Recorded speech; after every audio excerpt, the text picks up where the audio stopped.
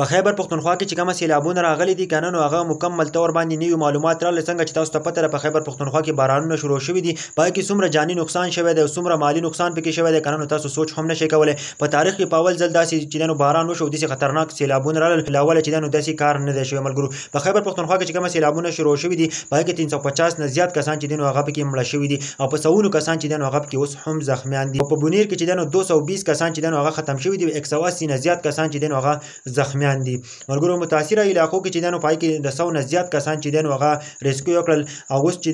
څه کسان پکې غایب هم شانګله کې چې 34 کسان چې هغه پکې مړه شوي دي او 6 کسان چې هغه اوس هم غایب دي او په سواد کې هر طرف ته تباہي ده سواد چې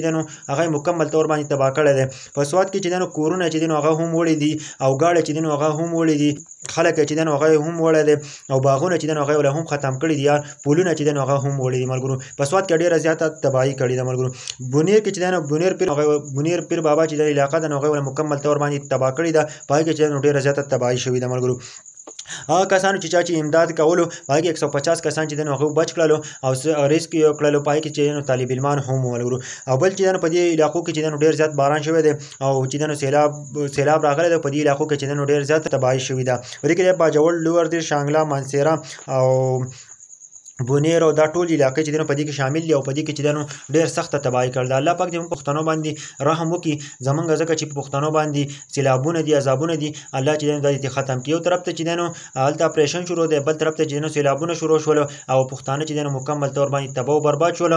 350 نه زیات کسان چې هغه پکې مړه شول او نور کسان چې هغه پکې غایب دي اوس راښکاره کېږي ځکه چې ډېر خطرناک سیلاب شوی دی ډېر خطرناک بارانونه شوي دي په اول ځل داسې وشول په تاریخ کې ویډیو د ټولو پښتنو سره شیر کړئ یار سړی ډېر زیات خفه شي داسې ویډیو سړی جوړولی هم نشي ځکه چې دا ټول د مړو باس دی ملګرو ځکه چې سیلاب راغلی او سیلاب دومره تباہي کړې ده که نه چې په سوونو په زرونو کسان چې هغه اوس هم لاپته دي او څه پکې زخمیان هم دي او 350 400 کسان چې هغه چې مړه شوي پکې دي ملګرو په خیبر پښتونخوا کې چې کومه سیلابونه راغلي دي اوس چې بیا الرټ جاری کړی چې تاسو چې کوشش کوئ چې د سیندونو خواله مه ورځئ بیا د بارانونو امکان دی کېدای شي چې بارانونه وشي نو تاسو کوشش کوئ چې د سیندونو خواله چېرته هم مه ورځئ او هسې نه چې سیلابونه راشي او بیا به تاسو ویسي ملګرو نو چېرته هم داسې کارونه مه کوئ په دې وخت کې چې د سیندونو نه ځان وساتئ او هغه خواله چېرته هم مه ورځئ څومره کسان دا ویډیو ګورئ ضرور یې شیر کړئ